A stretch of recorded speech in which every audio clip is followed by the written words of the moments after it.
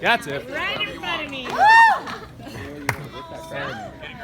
Maybe put her wine glass. Good evening. Good evening. So,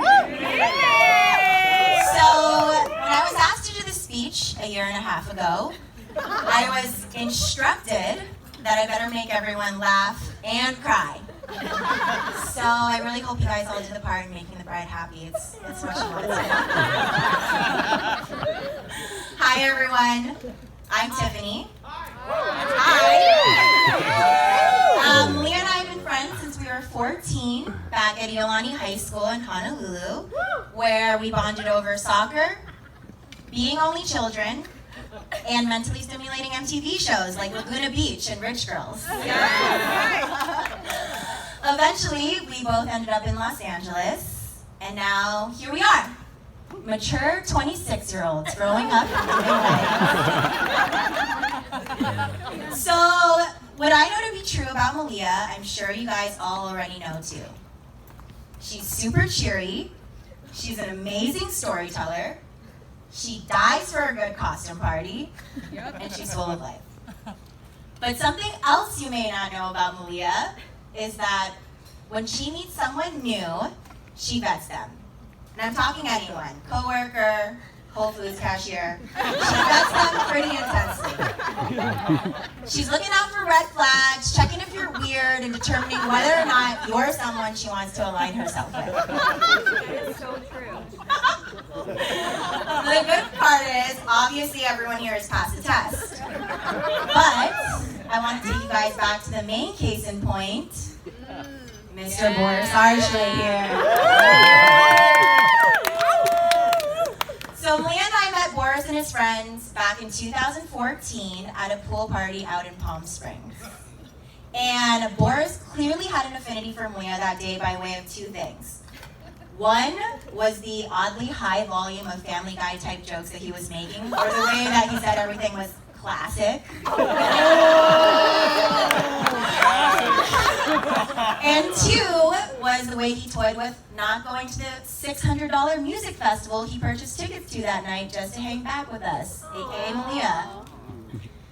Eventually, Boris ended up going to the festival, so we said our goodbyes, and Malia and I headed back to Los Angeles. So that was a Saturday. Fast forward to the Monday after, Malia and I are hard at work, G-chatting all day per usual. And Uncle Jim and Auntie Bobby, G-chatting is instant messaging through Google, by the way. I'm sure you guys know. Anyway, so we're G-chatting all day about nothingness. When Malia goes, Boris Arsh just added me to Facebook. And we were cracking up and chatting about it, and then several hours later, or whatever the play it cool timeline was, Malia shows me a Facebook message. She goes, Boris just asked me out on a date. And I was like, you should go.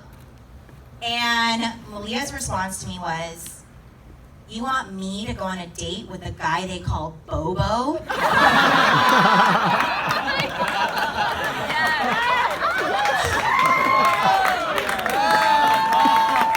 I was like, yeah, it's a nickname. And he's funny and he's cute. And she agreed, so she went. Now, on these dates, Malia would ask Boris endless questions, really tests, unbeknownst to him, about his life priorities, his friendships, how he saw his future, on and on and on. And she would always report back that his answers were perfect and completely in line with her values. And it almost got to be like too perfect for Malia. She got a little bit nitpicky, you know? For instance, there was one concert Malia and I went to where Boris and his friends happened to be going to too. So our crews met up at this concert, and at the end of the night, we had to make a decision on the final stage. Either the hip-hop music stage or the electronic music stage. Now our group of friends, obviously cooler, were going to the hip-hop music stage. Boris and his friends were going to the electronic stage. And I remember this very vividly. A very disappointed Malia turned to me, with Boris literally on the other side of her, and goes, first, he doesn't like sci-fi. Now hip-hop? That's two strikes, Tiffy.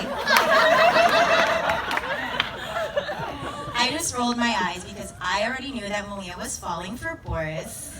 I was just waiting for her to figure that out herself. And Boris did a great job of wearing down Malia's barriers. The jet ski dates didn't hurt, but he did a great job, and eventually Malia let her guard down and she was all in. I love being in love. It was a random text that I received from her one day. With 1,000 exclamation marks. And that was followed by, and continues to be followed by, endless updates from Malia about Boris to me. And so I dug through my archives a bit, and I just want to share with you guys a few of those updates from the beginning.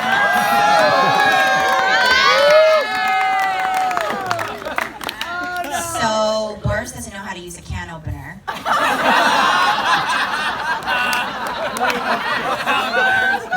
I just found out that Boris cannot roll his R's.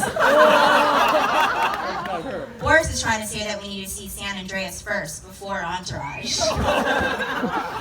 You guys get the point. Malia was in love and obviously showing it.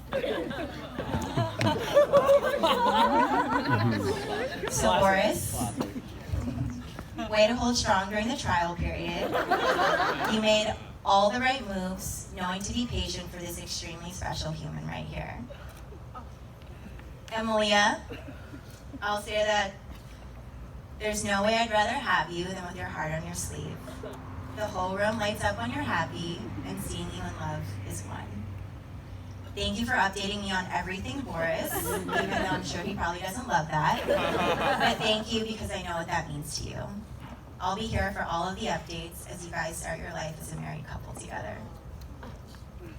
I love you guys so much. Please join me in congratulating Malia and Boris. Cheers, everyone.